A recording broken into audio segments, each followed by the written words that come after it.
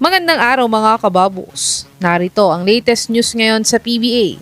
Coach Tim Cone pinuri si Adrian Nocum, Raymond Aguilar at Jalen Johnson. Nagsigawan bago sila pumasok sa kanya-kanya nilang dugout sa Game 5. At TNT may kinukuhang big man sa Titan Ultra.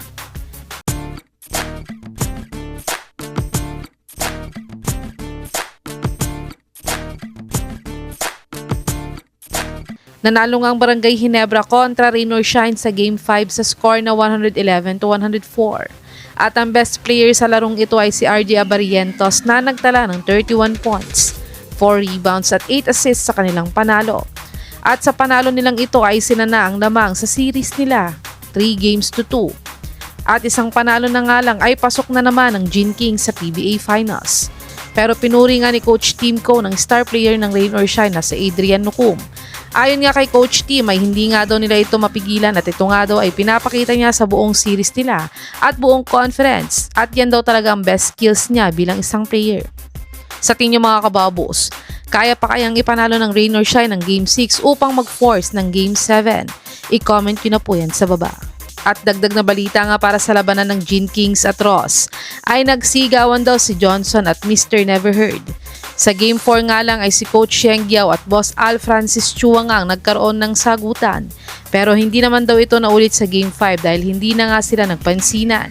Pero ayon nga sa reports ng Spin ay nagkasigawan nga daw si Jalen Johnson at Raymond Aguilar bago sila pumunta sa dugout nila sa Game 5. At makikita at maririnig nga sa video na to na nagsisigawan silang dalawa bago sila parehas pumunta sa mga dugouts nila. Sa tingin mga kababos, sino sa dalawang ito ang nag-umpisa ng sigawan? I-comment nyo na po yan sa baba. Tumungo naman tayo sa balitang may kinukuha nga daw na big man ng TNT sa Titan Ultra. Ang TNT nga ay nanalo sa Meralco Bolts sa Game 5 sa score na 103-95. At ang best player sa larong ito ay ang bagong import ng TNT na si Chris McCullough na nagtala ng 42 points, 11 rebounds at 3 out of 5 shots sa 3 points area sa kanilang panalo. At sa panalo nilang ito ay sila na ang leading sa semifinal series nila kontra Meralco 3-2. At sa panalo din nilang ito ay 1 win away na lang sila at pasok na ulit sila sa PBA Finals ngayong conference. At maaari na nilang i-defend ang title nila ngayong Commissioner's Cup.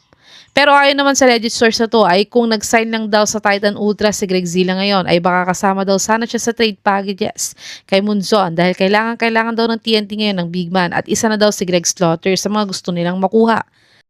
Sa tingin mga kababos, kung makukuha ng TNT si Greg Zilla, may chance na kaya silang talunin ng SMB sa All Filipino Cup na 2 sunod silang tinalo? I-comment nyo na po yan sa baba.